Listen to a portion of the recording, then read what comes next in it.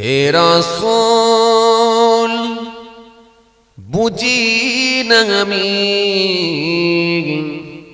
রেখেছ বিদেগে মোরে কোন সুতোই তুমি রেখেছ বিদেগে মোরে কোন সুতোই হে রাসূল বুঝি না আমি রেখেছ বিদেগে মোরে কোন সুতোই তুমি রেখেছ বিদেগে মোরে কোন সুতো জানি না কোনে কেমন করে হৃদয়ে গড়েছ প্রেমের বলয় হে রাসূল বুঝি না আমি রেখেছ বিদেগে মোরে কোন সুতোই তুমি রেখেছ বিদেগে মোরে কোন সুতো তোমারি নামে আনন্দে গুনি তোমারি নামে দুনিয়া ভুলি কি জাদু রাখাই নামেতে খোদারি পরশি জিনাম ওয়ারসি নাম মুহাম্মদ শুধু মধুময় হে রাসূল বুঝি না আমি রেখেছ বিদেগে মোরে কোন সুতোই তুমি রেখেছ বিদেগে মোরে কোন সুতোই হে রাসূল বুঝি না আমি রেখেছ বিদেগে মোরে কোন সুতোই তুমি রেখেছ বিদেগে মোরে কোন সুতোই ইকরা ইকরা পড়ুন ইকরা ইকরা ইকরা ইকরা পড়ুন ইকরা ইকরা ইকরা ইকরা পড়ুন ইকরা ইকরা ইকরা ইকরা পড়ুন ইকরা ইকরা জ্ঞানী হলে ইকরা জানতে হলে ইকরা আল্লাহ নামে ইকরা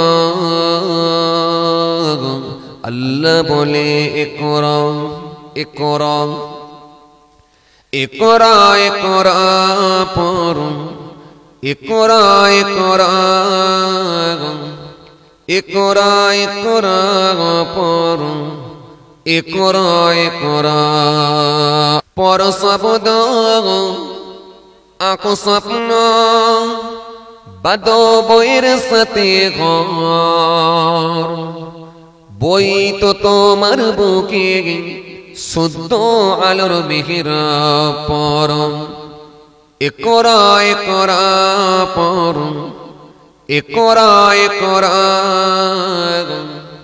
ইকরা ইকরা পড়ুন ইকরা ইকরা ইয়া মাই মুরব্বিয়ানিনা বাবারা শুনে কে দিন বাবারা জিনিয়ে কে দিন আল্লাহর ভয় যদি আমাদের ভেতরে ঢোকে আমরা পরকালের গুরুত্ব বেশি দিতে শিখব ইহকালের প্রাধান্য আমাদের কাছে দিতে থাকবে না এজন্য যারা আল্লাহর ভয় ঢোকাতে পেরেছে তারাই তো আল্লাহর ওলি হয়ে গেছে তারা আল্লাহর মাহবুব বান্দা হয়ে গেছে যাদের সঙ্গে কানেকশন ট্রানজাকশন সম্পর্ক আমার আল্লাহ পাকের হয়ে গেছে। বান্দার ভেতরে এখন সব আছে, খোঁজ করে দেখেন, দেখেন আপনি, কিন্তু আল্লাহর ভয়টা পালিয়ে গেছে। জি, আল্লাহর ভয় পালিয়ে গেছে।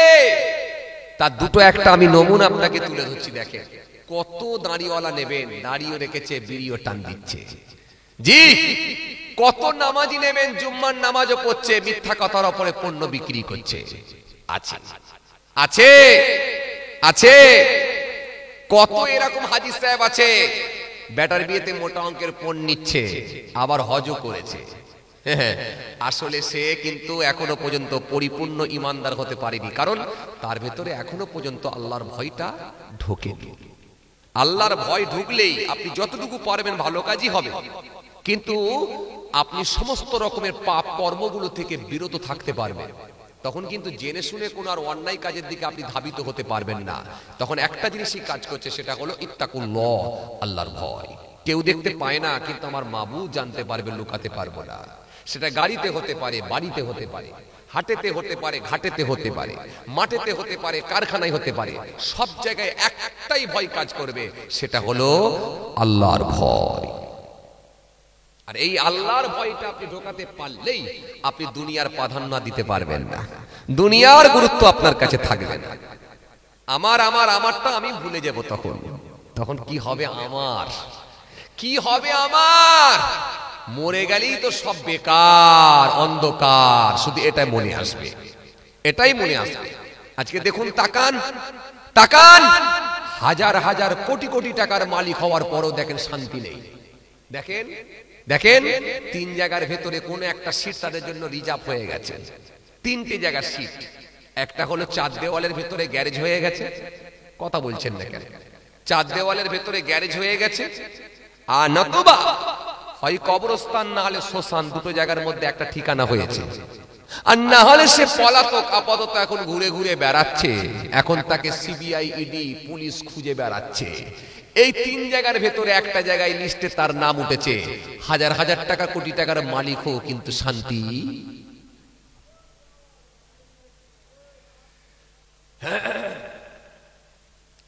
এত রনিয়া নওজোয়ান জামাকেরা,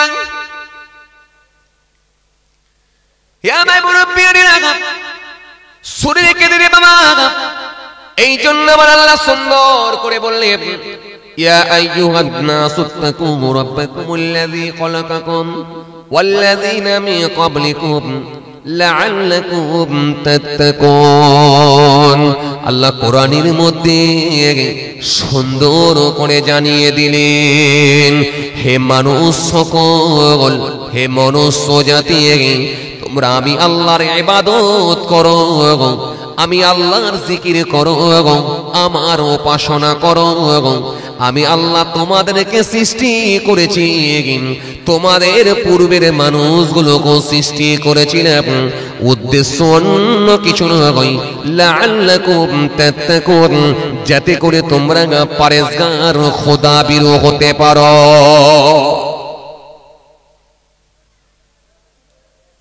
ইবাদত করতে বলেছেন আল্লাহ কেন? যাতে করে তোমরা সিস্টেম ওয়াইজ চলতে পারো, সীমা লঙ্ঘন যাতে করে না করো, সীমা